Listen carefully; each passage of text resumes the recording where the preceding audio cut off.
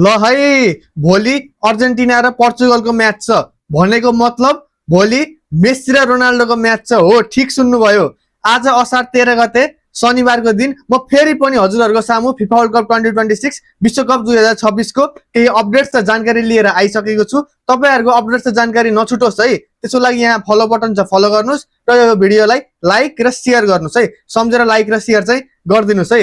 र हामी भोलि बिहान हुने खेलहरुको बारेमा कुरा गर्छौं है। पहिला आज भोलि बिहान 2:45 मा असार 14 गते आइतबारको दिन पानामा भर्सेस इंग्ल्यान्ड हुँदैछ भने क्रोएसिया भर्सेस घाना पनि हुँदैछ सँगै एउटै टाइममा। त्यसपछि भोलि बिहान 5:15 5:15 मा है, भोलि बिहान 5:15 असार 14 आइतबारको दिन कोलम्बिया भर्सेस पोर्चुगल हुँदैछ। रोनाल्डोको खेल हुँदैछ भने डीआर कङ्गो भर्सेस उज्बेकिस्तान पनि त्यही समयमा हुँदैछ। त्यसैगरी भोलि बिहान 7:45 असार 14 आइतबारको दिन अल्जेरिया भर्सेस अस्ट्रिया हुँदैछ भने जोर्डन भर्सेस अर्जेन्टिना नि हुँदैछ है। सँगै 7:45 मा दुईटा खेल सँगै हुँदैछ। जोर्डन भर्सेस अर्जेन्टिना नि हुँदैछ, मेस्सीको खेल पनि हुँदैछ है। र यो खेलहरुको हामी प्रेडिक्सन पनि गरौँ है, अनुमान पनि गरौँ है कसले जित्छ होला भनेर। पानामा र इंग्ल्यान्डमा चाहिँ मैले इंग्ल्यान्डले जित्छ भन्छु। क्रोएसिया र घानामा चाहिँ मैले क्रोएसियाले जित्छ भन्छु। कोलम्बिया र पोर्चुगलमा चाहिँ मैले पोर्चुगलले जित्छ भन्छु। डीआर कङ्गो र उज्बेकिस्तानमा चाहिँ मैले डीआर कङ्गोले जित्छ भन्छु। अल्जेरिया र अस्ट्रियामा चाहिँ मैले अल्जेरियाले जित्छ भन्छु र जोर्डन र अर्जेन्टिनामा चाहिँ मैले अर्जेन्टिनाले जित्छ भन्छु है। ल हजुरहरुले कुन कुन टिमले जित्छ जस्तो लाग्छ कमेन्ट गर्नु होला। मेस्सी र रोनाल्डोले नि कति कति गोल हान्छन् होला है भन्ने अनुमान गर्नुहुन्छ, त्यो पनि कमेन्ट गर्नु होला है। ल यसैगरी हामी आज राति र बिहान भएको खेलहरुको बारेमा कुरा गरौँ।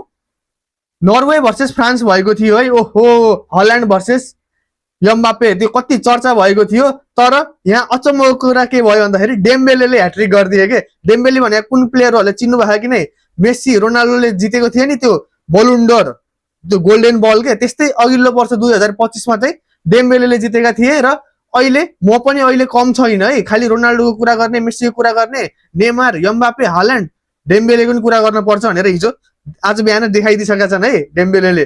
त्यसपछि सेनेगल र इराकको बीचमा खेल भएको थियो भने सेनेगलले 5 गोल गरेको छ, इराकले गोल फर्काउन सकेको छैन। 13 मिनेटमा चाहिँ इराकको प्लेयरले रेड कार्ड पनि खाएका थिए है। यसैगरी फ्रान्स र नर्वे चाहिँ क्वालिफाई भयो है राउन्ड अफ 32 को लागि। सेनेगलको अझै डिसाइड भएको छैन, सायद क्वालिफाई हुन्छ होला। र इराक चाहिँ विश्वकप 2026 बाट चाहिँ इलिमिनेट भइसक्यो है। त्यसपछि खेल भएको थियो काबो भर्डे र साउदी अरेबियाको बीचमा, जुन चाहिँ 0-0 बराबर भएर सकियो। त्यसपछि उरुग्वे र स्पेनको खेल भएको थियो, जहाँ उरुग्वेले गोल हान्न सकेको छैन भने स्पेनले 1 गोल हानेर खेल जितेको छ। यहाँ पनि स्पेन क्वालिफाई भएको छ, काबो भर्डे क्वालिफाई भएको छ भने उरुग्वे र साउदी अरेबिया दुईटै यो विश्वकपबाट इलिमिनेट बाहिरिएका छन् है। अब तेस्रो नम्बरमा आउने त सिलेक्ट हुन्छ कि भन्ने थियो, तर उरुग्वे र साउदी अरेबिया दुईटैको जम्मा 2 पोइन्ट भयो के। त्यसैले 2 जनै आउट भयो है, यो ग्रुपबाट 2 जनै आउट भए। त्यसपछि खेल भएको थियो इजिप्ट र इरानको बीचमा, जुन चाहिँ 1-1 बराबर भएर सकियो। त्यसपछि न्यूजील्यान्ड र बेल्जियमको भएको थियो सँगै एउटा टाइममा, जहाँ चाहिँ न्यूजील्यान्डले 1 गोल गरेको छ भने बेल्जियमले 5 गोल गरेको छ है। बेल्जियमले धेरै गोल हान्यो आज बिहान चाहिँ। यसैगरी बेल्जियम क्वालिफाइड भयो, इजिप्ट क्वालिफाइड भयो र न्यूजील्यान्ड चाहिँ यो वर्षको फिफा वर्ल्ड कप 2026 बाट चाहिँ आउट भयो है। ल यसरी नै फिफा वर्ल्ड कपको अपडेट र जानकारी लिन चाहनुहुन्छ भने यो पेजलाई फलो गर्नुस् र यो भिडियोलाई लाइक र शेयर चाहिँ गर्नुस् है। लाइक र शेयर चाहिँ सम्झेर गर्नुस् र मेस्सी र रोनाल्डोको खेल चाहिँ नछुटाउनुस् है। जसरी पनि हेर्नुस् है मेस्सी र रोनाल्डोको खेल। ल है त, हजुरको दिन शुभ रहोस्। यसरी नै म भिडियो लिएर फेरि पनि आउँछु। त्यतिखेरसम्म हजुरले आफ्नो स्वास्थ्यको ख्याल गर्नु होला है। गर्मी छ, पानी पनि पिउनु होला है। ल धन्यवाद।